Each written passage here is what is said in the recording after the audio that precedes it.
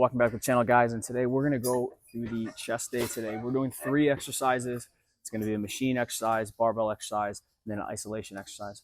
And my goal today is to show you guys that you don't need to go crazy with your exercise selection to have a really muscle building focused workout. It's all about intensity and choosing the right movements. We're going to start off today. Let's get warmed up. So when choosing a machine compound pressing exercise, we want to do that because we are able to isolate the chest and not have instability of the movement. Some free weights sometimes have instability and that can limit us. Machine presses, isolateral presses, Smith machine presses, they all allow us to create a ton of force, not have any instability, and we can really just train that muscle directly. Now, I like to use these, train them pretty hard to failure, within 1 rep of failure, and get a great pump. So a quick note here for people who maybe can't get to the gym.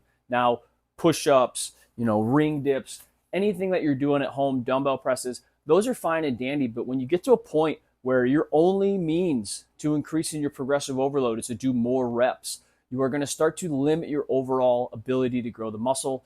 Now, it's not impossible. It just means you're going to have to do more and more and more reps with compounding fatigue on the shoulder joints, on the elbow joints, maybe some more increased risk of injury.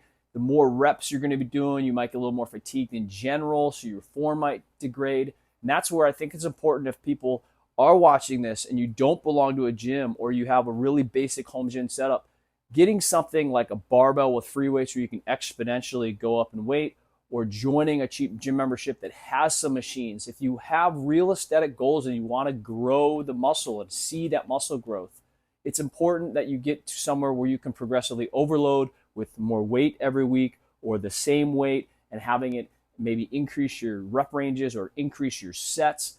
But the biggest thing with anything, with whether it's chest, legs, back, shoulders, is that you need to have a plan and you need to continually progress. And a lot of times, if you're training at home and that's your only option, you typically have the same pair of dumbbells, so you're kind of capped in terms of how heavy you can get. If you do have heavy dumbbells, it gets a little more cumbersome to get them set up. And then there's the aspect of just, it can be boring, monotonous. So I recommend, if you're watching this and you're somebody who is struggling to put on the muscle mass for the chest, go join a gym where you can get a cheap membership, or join a gym where you're going to go in there, you're going to invest into this and have some of the best equipment. Like where we train, we get people who come in there, they know what they're getting, the best equipment, and it takes a lot of this extra guesswork out. So if you are struggling to gain the mass and you're training from home, try that out. So then I'll add in a compound free weight options, whether it's barbell, dumbbell, specialty bar type press. In this workout, I did this after the machine, but I will also do it in flip-flop where I start with this. And I like using compound movements because they're pretty accessible for everybody. You can train the muscle with a ton of load, and you can just get general upper body pressing strength. So you're hitting the chest, some tricep, and then also a little bit of shoulder. Now, when doing this, the biggest thing with this is we want to focus on not just simply moving the weight. We want to still keep it in the chest, so all reps are under control, feeling it in the pecs. Now, I know I just talked about people who are training at home struggling with this. If you're in the gym, just follow this video. This video will show you everything you need to do, right? Do this like 2 times a week. Do this formula, progressively overload, which means you increase your weight, maybe by 1 to 2% every week, or 2.5, 5 pounds every week, or 1 to 2 kilos. Or if you don't feel very strong in that week to do more, use the same amount of weight, push the rep ranges. But thinking about some exercise in the 5 to 10 rep range, some exercise in that 10 to 15. For the chest specifically, I really don't do anything really over 20 reps, just because it starts to just get more fatiguing on the front delt, on the triceps.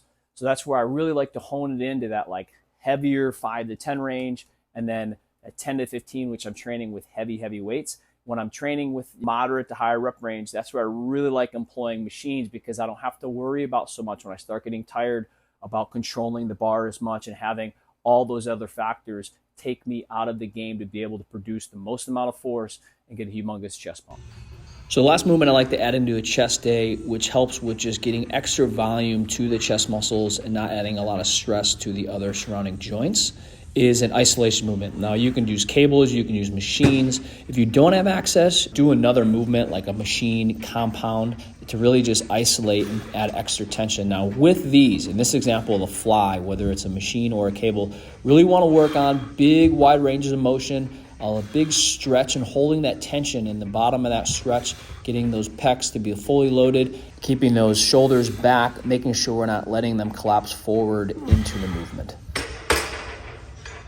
So thanks for watching. And now if you guys are at a home gym like this and you have dumbbells and free weights and some basic body weight exercises, hopefully you can take some gems from here where you can kind of get yourself going, but you're going to hit that roadblock soon. And I recommend you start seeking out either building out your home gym with more equipment that you can progressively overload in the long term, because that's going to be something key to grow that chest as well as all muscles, or find a gym that's close that you can get in there. You don't have to do all your workouts there, but I recommend something that has some free weights with a machine guided this so you can have it both. If you are somebody in a gym, just follow this to a T. I swear this will help you get to where you want to be. Trust the process. Do this twice a week for your chest. Attack with intensity, progressively overload this, and making sure that you're keeping your standards high with your movements. You're not turning this into a total body press. That's the big difference between trying to grow the muscle tissue versus grow our bench, is we want to put all that weight into the chest. We don't want to let the whole body just start heaving weight around. So that's the biggest thing here. Comment below. Let me know what you guys think. I appreciate you guys tuning in. Let's build some freaking muscle.